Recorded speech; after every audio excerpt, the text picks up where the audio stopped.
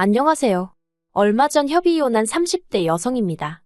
거두절미하고 제가 이렇게 이혼녀가 된 건 바보천치 같은 남편 때문이에요. 물론 원인 제공은 이혼하고 염치 없이 시댁에 눌러앉은 신우와 시어머니 때문이긴 하지만 솔직히 남편이 자기 역할만 잘해줬더라도 저희까지 이혼하는 일은 없었을 것 같거든요. 그러니 다른 시댁 식구들보다 남편이 제일 문제고 제일 꼴보기 싫으네요. 남편과 저는 지인의 소개로 만난 사이입니다. 소개받을 당시 남편은 9급 공무원이었고 저는 은행을 다니고 있었지요. 하지만 이런저런 조건을 다 떠나서 남편의 서글서글하고 다정한 성품이 마음에 들더라고요. 그리고 남편도 남편대로 제가 마음에 들었는지 만날 때마다 고맙게도 무엇을 하면 좋을지 뭘 먹으면 좋을지 그런 것들을 생각해왔어요. 이후로 저희는 누가 먼저 사귀자 그런 이야기는 하지 않았지만 그래도 소개받고 얼마 지나지 않아 자연스럽게 연인 사이로 발전했고 그렇게 1년여간을 만나다 부부의 연을 맺게 되었네요. 다만 한 가지, 지금 돌이켜 생각해보면 마음에 걸렸던 일이 있는데 그건 결혼 이야기가 본격적으로 오가면서 서로 경제 사정을 오픈했을 때였습니다. 솔직히 말해서 홀어머님의 아래로 어린 신우까지 있었기에 남편에게 경제적인 부분에 있어서는 기대치가 크지 않았어요. 이건 여담이지만 남편이 9급 공무원이 된 것도 원래는 작은 중소기업을 4년 정도 다니다가 도저히 이렇게는 못 살겠다 싶었다대요. 여담이지만 입사 당시에는 9시 출근 6시 퇴근이라고 했는데 4년 내내 7시 40분까지 출근해서 8시 이후에 퇴근했답니다. 그래도 버티면 승진하고 한마디로 언젠가 좋은 날이 올 줄 알았는데 어느 날 대뜸 사장 친구 아들이라는 사람이 와서는 한 자리 차지하고 두 자리 차지하고 그러는 꼴을 보고 있으니까 내가 여기서 뭐하는 짓거린가 싶었다나요. 그래서 독하게 마음먹고 회사를 때려치고 공무원 공부를 시작했대요. 그런데 남들이 9급 공무원은 반년 안에 합격을 해야 한다. 1년이면 뭐 눈 감고 떡 먹기다 해서 조금 만만하게 봤었답니다. 하지만 매번 한 문제 차이, 한 점 차이 이런 식으로 고배를 마시느라 자그만치 4년을 날려먹었다는 거예요. 이 얘기를 들었을 땐 솔직히 제가 다 아찔하더군요. 솔직히 포기하지 않은 그 근성이 대단하다 싶으면서도 미련한 건가 싶고 어쨌든 결국엔 합격을 했으니 다행인가 싶기도 하고 그런데 이런 과정이 있다 보니 당연히 모아둔 돈은 거의 없었지요. 가뜩이나 첫 직장 다닐 때도 홀어머니 생활비 보태드리랴 어쩌랴 해서 얼마 모으지도 못했는데 그 돈을 수험생활에 다 써버렸다니까요. 그리고 이런 이야기는 이미 연애하면서 조금씩 여러 번 들었던지라 언젠가부터는 그쪽으론 아예 기대치가 없었지요. 그래도 운이 좋았던 게 저희 친정부모님이 남편을 사윗감으로 마음에 들어 하셨습니다. 어떻게 모든 게 100% 마음에 들 수 있겠냐면서 그래도 저한테 잘하고 당신들한테 살가우니 그것만으로도 좋다 하시대요. 그리고 어쨌든 9급 공무원이라는 직업이 떼돈을 버는 직장은 아니어도 안정적이잖아요. 그래서 부족한 부분은 친정부모님이 도와주신다고 하셔서 무사히 결혼 준비를 할 수 있었지요. 그리고 남편에게 경제적인 부분에 있어 기대치가 없었던 만큼이나 어머님께도 아무것도 바라는 게 없었습니다. 솔직히 결혼 이야기가 한창 오가는 와중에도 당신 친구분들하고 여행 간다며 남편에게 이달은 용돈 얼마를 더 보내라 하시는 분이셨거든요. 그런 걸 옆에서 다 보고 있었는데 제가 뭘 생각하고 바라고 했겠어요. 그래도 시어머니 되실 분이라 나쁘게는 말 못하고 세상에는 정말 다양한 어머니들이 있구나 생각만 했지요.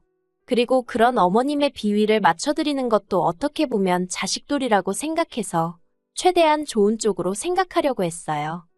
그런데 저와 남편이 결혼하고 2년차가 되던 해였습니다. 남편에게는 3살 터 올해 여동생이 있거든요. 신우는 일찍이 혼전 임신을 해서 저희가 결혼할 때 이미 7살짜리 아이를 키우고 있었어요. 여담이지만 자기 아들을 화동으로 세우겠다며 멋대로 무슨 큰 호의를 베풀듯이 이야기를 해서 제가 무척이나 황당했었답니다. 왜냐면 그러면서 저더러 얼마 줄 거냐고 물었거든요. 세상에 공짜가 어딨냐고 하면서요. 그런데 저는 제 결혼식이 엄숙하고 진지하길 바랬기 때문에 화동이라던가 모하객들을 산만하게 만들 만한 이벤트는 하고 싶지 않았어요. 그래서 제가 화동은 안 해도 된다니까 애가 얼마나 서운하겠냐면서 졸지에 저를 되게 무심한 사람처럼 몰고 가는 걸 보고 보통이 아니구나 싶더라니까요. 그리고 신우는 자기가 동생이지 않냐면서 축의금도 이론도 안 했어요. 솔직히 저야 안 받아도 그만이지만 그쪽에서도 정말 뭐 하나 해준 게 없었네요. 이러니 저랑 신우랑 사이가 좋을 리가 없었지요. 아무튼 그런 신우가 이혼을 했습니다. 이혼 사유는 심해부의 바람이었어요. 회사에 들어온 단기계약직 여직원하고 바람이 난 걸 평소에 신우랑 가깝게 지내던 다른 동료 와이프가 말해줬다대요. 그리고 심해부도 너무한 게 그러면 바짝 엎드려서 빌기라도 하지. 신우 면전에다 대고 솔직히 하룻밤 실수 때문에 너 같은 여자랑 결혼했다는 게 너무 억울하다고 소리를 질러대고 난리도 아니었다고요. 그리고는 양육권이고 친권이고 다 필요 없다며 신우더러 다 가지라 했다는 거예요. 그런데 양육권이고 친권이고 그것만 주면 뭘 어떡하라는 건지. 문제는 돈이었어요. 신우고 심해부고 평소에 씀씀이가 어찌나 해펐는지 재산이라곤 둘이 살던 전세집 보증금 7천이 전부였더라고요. 근데 그나마도 또 돈 갚을 때가 있어서 결국 이리저리 다 쪼개고 나니까 신우 앞으로 2천만 원 남더랍니다. 그래서 신우가 그 2천만 원하고 시조카 데리고 어머님 댁에 들어갔지요. 솔직히 신우가 어머님 딸인데 어머님 댁에서 들어가 사는 걸 보고 누가 이러쿵저러쿵 말을 했겠어요. 저 또한 그거에 대해서 불만은 전혀 없었고요. 하지만 제가 이해할 수 없었던 건 그런 상황에서도 신우는 일할 생각을 안 하더라는 거예요. 겨우 2천만 원 들고 이혼한 상황에서 그 돈만 조금씩 까먹어가면서 버티려고 드는 모양새가 딱하다 못해 어이가 없었네요. 그리고 상황이 그렇다 보니 원래도 가족 모임이 있으면 저희 부부가 대부분 부담하기는 했지만 그 빈도수가 더 잦아졌다고 해야 할까요? 어머님 생신을 비롯해서 명절부터 시작해서 이런저런 행사가 있을 때마다 계산은 너무나 당연히 저와 남편의 몫이었고 심지어 저는 해산물을 먹지 못하는데 해물탕을 먹으러 가서도 돈을 저희더러 내게 하더라고요. 그리고 그뿐만이 아니었습니다. 어머님께서는 걸핏하면 저희더러 하나뿐인 시조카 섭섭하게 하지 마라. 서운케 하지 말라면서 이것도 해줘라 저것도 해줘라.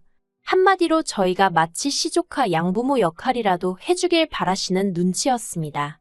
하지만 저희는 저희대로 자녀 계획을 세우고 있었기에 그렇게 무턱대고 시조카한테 돈을 들이부을 상황이 아니었거든요. 특히나 어머님께서 매달 용돈이니 생활비니에서 못해도 70만 원씩 받아가고 계셨는데 시조카한테도 용돈을 주라는 둥 학원을 보내야 한다는 둥 어머님 말씀을 따른다 치면 한 달에 시조카 앞으로 좋기 50만 원은 들어가게 생긴 거예요. 저도 언젠가 한번 마음먹고 계산해봤다가 뒤로 넘어가는 줄 알았습니다. 결국 신우 뒷바라지라고 해야 하나 그 짓거리를 1년이나 하고 나서야 도저히 못 참겠다 싶어서 제가 남편에게 얘기 좀 하자고 했어요. 그리고는 제가 엑셀로 정리한 저희 재정상태 분석표라고 해야 할지 은행에서 항상 하는 일이랑 비슷해서 해놓고 나니까 무슨 보고서처럼 됐더라고요. 아무튼 그걸 만들어서 남편 앞에 들이밀었습니다. 그러자 남편이 흘끗 보더니 그래서 하고 싶은 말이 뭔데? 그러는 거예요. 일단 1차로 남편의 그런 시큰둥한 반응에 마음이 상했지만 그래도 어쨌든 유쾌한 대화 주제는 아니었으니 최대한 차분한 목소리로 남편에게 상황을 설명했어요. 우리도 조만간 아이를 가져야 하는데 이런 식으로 계속해서 어머님과 신우를 챙길 수는 없다. 이제 좀 줄일 건 줄여야 하지 않겠냐고요. 그런데 그 이야기가 끝나기가 무섭게 남편 얼굴색이 울그락불그락 하더니 그래서 뭐 어쩌자는 거냐고 소리를 지르면서 하고 싶은 말이 있으면 똑바로 해 그러대요. 솔직히 갑자기 왜 화를 내나 싶어서 어이가 없더라고요. 그리고 제가 뭘 잘못했다고 그런 남편 눈치를 보나 싶었지요. 그래서 저도 목소리를 높이고 이제 돈 못 준다. 사지욕심 멀쩡한 사람들이 일도 안 하고 놀고 먹으려 드는데 그걸 왜 우리가 돈을 대줘야 하냐. 이제 그렇게 못 산다. 저도 남편이 한 것처럼 똑같이 소리를 질렀어요. 그랬더니 남편이 갑자기 제가 어머님더러 어머님이라 안 하고 사람이라고 했다며 그걸 꼬투리 잡아서는 너는 며느리가 돼서 며느리 도리를 모른다. 마음가짐이 어떻다 저떻다. 아주 한 건 잡은 거 마냥 신이 났더군요. 그리고 남편이 그렇게 버럭한 이유를 알게 되는 데는 오랜 시간이 걸리지 않았습니다. 도대체 무슨 일이라도 있었나 싶어서 남편이 씻으러 들어간 사이에 남편 핸드폰을 몰래 훔쳐봤거든요. 그랬더니 신우가 장문의 문자를 보내놨는데 한다는 말이 어머님이랑 코딱지만한 집에서 살려니까 너무 힘들다면서 1억을 해달라고 보냈더라고요. 그리고 거절할 줄 모르는 남편은 어떻게든 저 몰래 그 1억을 해주려고 했던 모양이에요. 1, 2금융권은 물론이고 대부업체까지 안 알아본 데가 없었으니까요. 참고로 집안에서 경제권은 제가 쥐고 있습니다. 결혼할 때 제가 집을 해온 대신 자연스럽게 경제권도 저한테 넘어왔어요. 하지만 제가 핸드폰을 몰래 받기도 했고 남편이 저에게 따로 신우가 부탁한 일에 대해서는 가타부타 말이 없었기 때문에 아는 척을 하기가 그렇더군요. 그래서 저도 굳이 입 밖으로 꺼내진 않았습니다. 마음 한구석에선 남편이 저랑 상의를 해주길 바라면서도 동시에 상의를 한다고 들면 그건 그거대로 일이다 싶고 저도 제 마음을 알 수가 없었어요. 그리고 그렇게 며칠의 시간이 지났습니다. 남편이 할의하기가 있다며 저더러 거실로 나와보라고 하더군요. 뭔데 그러냐고 자리에 앉으니 남편이 무슨 서류 몇 장을 꺼냈습니다. 눈에 익숙한 서류들, 바로 아파트 담보대출 서류였어요. 황당해서 아니 집에서 이 서류들을 보게 될 줄은 몰랐네. 이걸 어디서 구해왔어? 이거 왜? 하고 물었습니다. 그랬더니 한다는 말이 아파트 담보대출 좀 받아줘 그러는 거예요. 그제서야 얼마 전 받던 신우의 문자가 생각이 났습니다. 순식간에 화가 솟구쳤지만 일단 아는 체는 하지 않고 갑자기 웬 대출을 받자는 거냐고 얼마나 필요해서 그러는데? 하고 물었어요. 그랬더니 1억 정도 필요하다면서 자기가 아는 형 돈을 빌려서 주식을 했다나요. 아주 자기 여동생한테 돈을 갖다 바치려고 별 거짓말을 다 한다 싶어서 기도 안 차대요. 제가 누구한테 빌린 거냐. 내가 직접 만나보겠다 그리고 주식 거래한 내역 좀 보여달라 했습니다. 그랬더니 남편이 허둥지둥. 솔직히 저희 남편 거짓말 정말 못하거든요. 순발력이 있는 사람도 아니고요. 그런데 그 자리에서 어떻게든 거짓말을 쥐어짜내려는 걸 보고 있으니 참 못 봐주겠더라고요. 그래서 제가 남편에게 신우가 당신에게 보낸 문자 봤다고 솔직하게 말했습니다. 그러자 남편도 차라리 잘 됐다면서 그럼 이제 상황을 알았으니 대출 좀 받아달랍니다. 신우가 못 갚으면 자기가라도 갚을 거니까 걱정하지 말라면서요.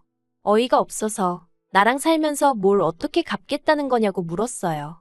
당신 월급이나 내 월급이나 공동재산인데 뭐 어디 따로 돈 들어올 구멍이 있는 것도 아니면서 무슨 돈을 갚겠다는 소리를 그렇게 쉽게 하냐고요. 그리고 아파트는 내가 한 것도 아니고 친정부모님이 해주셨는데 그걸 담보 잡아서 신우한테 1억이라니 생각 좀 하고 말하라고 화를 냈어요. 그러니까 남편이 한다는 말이 그러면 이혼밖에 답이 없겠네 그래요. 순간 저는 제 귀를 의심했습니다. 지금 뭐라고 했어? 이혼? 신우 1억 안 해주면 나랑 이혼이라도 하겠다고? 이혼하면 재산 분할하잖아. 그거라도 받아줘야지. 진짜 미쳤구나. 진심으로 하는 말이지? 후회 없지. 나중에 딴소리 하지 마. 남편의 마지막 말에 정이 있는 대로 떨어진 저는 이튿날 바로 이혼 전문 변호사를 찾았습니다. 그리고 변호사 앞에서 저도 모르게 울고 웃고 정말 미친 X가 따로 없었어요. 도끼도 오른 데다가 한편으론 그동안 나름대로 열심히 제 가정 꾸리고 살아왔다 싶었는데 이렇게 한순간에 정리하게 된 현실이 황당했거든요. 남편은 이혼 이야기가 나온 이후로 시댁으로 간 상황이었고 저에게 이혼은 언제 해줄 거냐면서 연락을 해왔어요. 그래서 서류 작성하자 하고 카페에서 만났습니다. 제가 이혼 서류 내밀면서 내 건 다 적었으니 당신 것만 적으면 된다 했습니다. 그러자 남편이 알겠다며 재산 분할은 어떻게 하냐고 묻대요. 그래서 재산 분할은 당신도 당신 변호사 구해서 알아보던가. 근데 우리가 나눌 재산이라는 게 있냐고 제가 물었습니다. 당신 한 달에 250씩 가져다 준 게 전부고 그중에서 100만 원 가까이 매달 시댁으로 빠져나갔잖아. 글쎄 뭐 기여한 게 있나? 솔직히 남편 자존심 상하라고 일부러 빈정거리듯 말했어요. 그리고 제 말투에 역시나 남편이 발끈해서는 그게 무슨 상관이냐며 어쨌든 부부가 같이 관리했으면 다 공동재산이라나요. 그리고는 집은 왜 빼먹냐길래 그건 증여야. 우리 부모님이 사랑하는 당신 딸 사주신 선물 같은 거라고. 당신은 나랑 결혼했단 이유 하나로 잠깐 빌렸을 수 있었던 거고. 그러자 남편 얼굴이 사색이 되어서는 그러면 자기 이혼 안 하겠답니다. 어이가 없어서 이혼이 당신이 하고 싶으면 하고 안 하고 싶으면 안 하고 그러는 건 줄 아냐고. 나는 이미 마음 굳혔다 했어요. 그리고는 지금 내가 준 이혼 서류 마저 작성해서 등기로 보내든가 아니면 잠자코 기다려. 내가 변호사 사서 소송 걸게. 그 말만 남기고는 먼저 카페에서 빠져나왔네요. 그리고 결국 남편도 알아보긴 했는지 결국 서류 작성해서 등기로 보냈더라고요. 솔직히 당시에는 여러 가지 감정이 교차했습니다. 남편이 몇 번 더 매달리고 그런 것도 없이 서류를 보냈다는 게 황당하기도 하고 괘씸하기도 하고. 그런데 다시 생각해보니까 매달린다고 제가 받아줄 것도 아니었고 오히려 서로 머리만 더 아팠을 것 같기도 해서 지금은 다 잘 됐다고 생각하고 있어요. 남편과 이혼한 이후로 놀랍게도 제 삶은 크게 달라진 게 없습니다. 여전히 친정부모님이 사주신 아파트에서 생활하며 직장을 다니고 있어요. 다만 쓸데없이 돈 뜯어가는 인간들이 사라졌으니 경제적으로 더 여유가 생겨서 올 여름에는 친정부모님 모시고 해외로 여행을 다녀올 생각이에요. 그런데 소개팅을 주선했던 지인의 얘기로는 남편은 저와 이혼하고 계속 시댁에서 사는 모양이더라고요. 어머님 집이 제가 알기로 15평에 방 2개 그나마도 방 1개는 거실 겸용인데 거기서 어머님 시누시 조카 그리고 남편까지. 어휴 복작복작해서 어떻게 살런지 물론 하나도 걱정되진 않아요. 더한 곳에서 사는 사람들도 많은데요. 뭐. 아무튼 이혼하길 잘했다 싶네요.